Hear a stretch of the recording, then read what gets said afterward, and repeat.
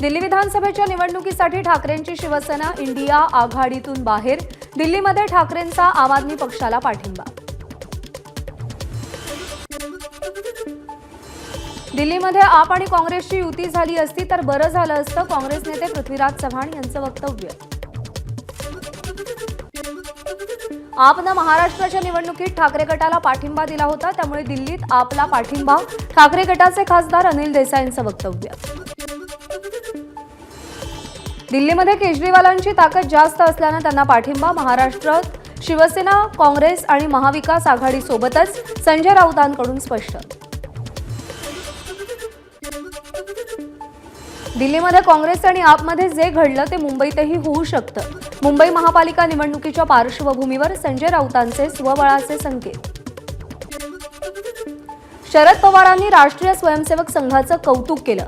विधानसभा निवडणुकीत विरोधकांना घवघवीत यश मिळण्यामध्ये संघाच्या कामाचा मोठा वाटा, शरद पवारांची कबुली. विधानसभा निवडणुकीमध्ये भाजपकडून दबावाचं बूथ मॅनेजमेंट, संजय राऊतांचा हल्लाबोल. संघाच्या कार्यकर्त्यांनी केलेलं बूथ मॅनेजमेंट कौतुकास्पद, राऊतांची खोचक टीका. शरद पवारांनी संघाचं केलेलं कौतुक वस्तुस्थितीला धरून ज्या प्रकारे संघाने काम केलं त्याप्रकारे तुम्ही काम करा असं त्यांना कार्यकर्त्यांना सांगायचं असेल. माजी मंत्री धर्मराव बाबा अत्राम यांची प्रतिक्रिया. शरद पवार एनडीए सोबत आले तर चांगलंच, एनडीएची ताकद वाढेल. काका पुतण्या एकत्र आले तर बरं होईल. माजी मंत्री धर्मराव बाबा अत्राम यांचं विधान. जितेंद्र आव्हाड मूर्ख माणूस, रामगिरी महाराजांचा आव्हाडांना प्रत्युत्तर. इतिहास शिकवण्याची नाही, वाचण्याची गरज असल्याचीही टीका. एकनाथ शिंदेंची इच्छा नसतानाही काही गोष्टी चुकीच्या घडल्या, मंत्री गणेश नाईकांचं वक्तव्य. नवी मुंबई एमआयडीसीमध्ये सर्व्हिस रोडलगत दिलेले भूखंड घातक, त्यानंतर शिंदेंकडून कारवाईचे आदेश, नाईकांची माहिती. बाबा सिद्दीकींच्या हत्येसाठी 17 लाखांचं फंडिंग महाराष्ट्र उत्तर प्रदेशातून, आरोपपत्रातून माहिती समोर. अनमोल बिश्नोई, शुभम लोणकरसाठी कर्नाटक बँकेच्या खात्यात पैसे. बांगलादेशींना मालेगावमध्ये जन्मदाखला दिल्याच्या प्रकरणी घोटाळ्याचा तपास करण्यासाठी एसआयटीची स्थापना. किरीट सोमय्यांनी फडणवीसांचे आभार मानले.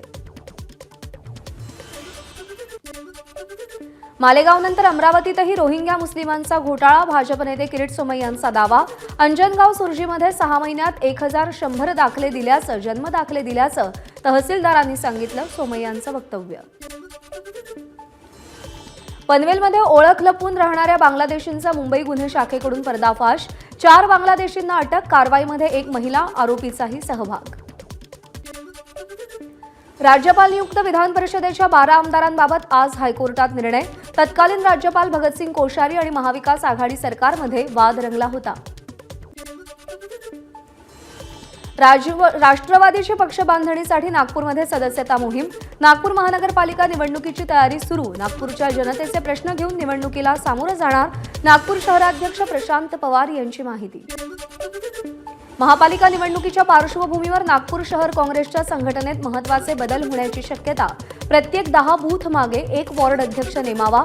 शहर काँग्रेसचा पक्ष नेतृत्वासमोर प्रस्ताव. एचएमपीव्ही संसर्गाच्या पार्श्वभूमीवर कुंभमेळ्याला कोणत्याही प्रतिबंधाची गरज नाही. भक्तांनी दर्शनाला येताना घाबरू नये. विश्व हिंदू परिषदेचे महाराष्ट्र आणि गोवा प्रांताचे महामंत्री गोविंद शेंडे यांचं आवाहन.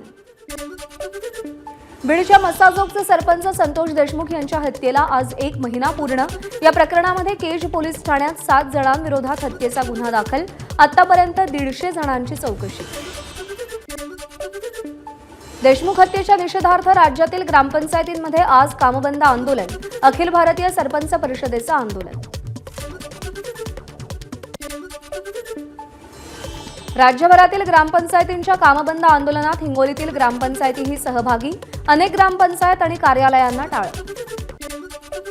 परभणीतील सोमनाथ सूर्यवंशीच्या मृत्यूला जबाबदार पोलीस अजूनही मोकाट. अंबादास दानवेंची टीका.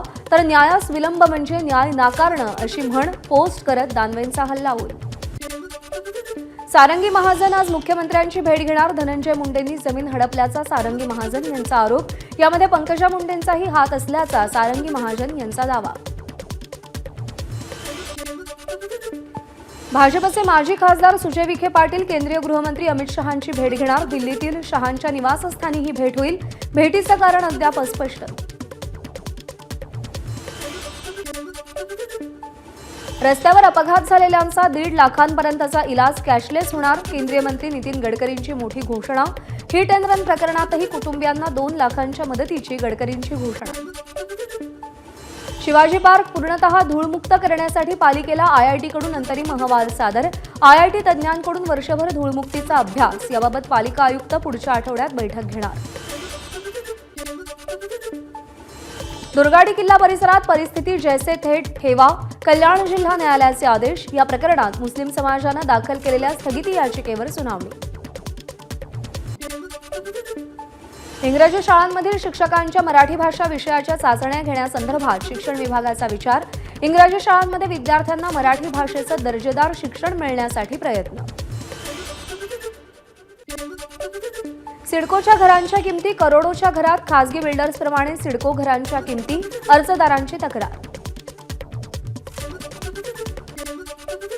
नागपूर पुणे मुंबई करता स्लीपर वंदे भारत सुरू करण्याची मागणी. त्यासाठीचा प्रस्ताव मध्य रेल्वेकडून रेल्वे बोर्डाकडे सादर. माथेरानमधील ई रिक्षा चालक 14 जानेवारीपासून उपोषण करणार. 6 महिन्यांचा पायलट प्रोजेक्ट डिसेंबरमध्ये पूर्ण झाला असून उर्वरित 74 ई रिक्षा सुद्धा लवकरच सुरू व्हाव्यात, यासाठी रिक्षा बंद ठेवून उपोषण. घोडबंदर रोडवरच्या मेट्रोच्या कामासाठी अवजड वाहनांना बंदी. 20 जानेवारीपर्यंत रात्री 11 ते पहाटे 4 वाजेपर्यंत नागला बंदर सिग्नल ते इंडियन ऑइल पंप आणि नागला बंदर ते भाईंदरपाडा अशी वाहतूक बंदी असेल.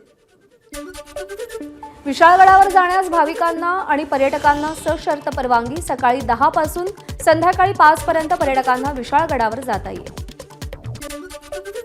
मुंबई महानगरपालिका कर्मचारी संघाकडून जुनी पेन्शन योजना लागू करण्याच्या मागणीचं आयुक्तांना पत्र. पालिका आयुक्त भूषण गगराणी यांनी निर्णय घ्यावा अशी मागणी.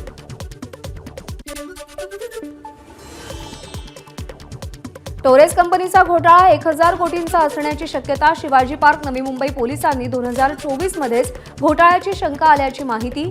कंपनीचा माजी सीईओ तौसिफ रियाजनं घोटाळ्यासंबंधीची कागदपत्र पोलिसांना दिली होती. आयकर आयुक्त असल्याचं सांगून 40हून अधिक सुशिक्षित बेरोजगार तरुणांची लाखो रुपयांना फसवणूक. तोतया आयकर आयुक्ताचा भांडाफोड करण्यात विरार आर्थिक गुन्हे शाखेला यश.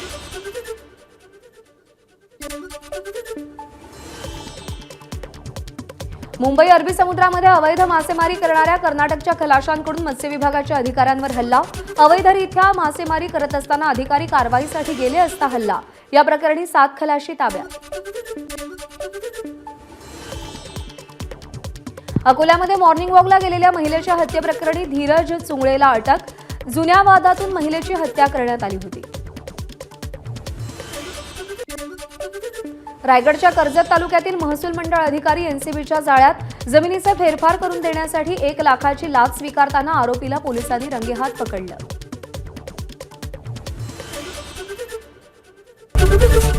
एबीपी माझा, उघडा डोळे बघा नीट.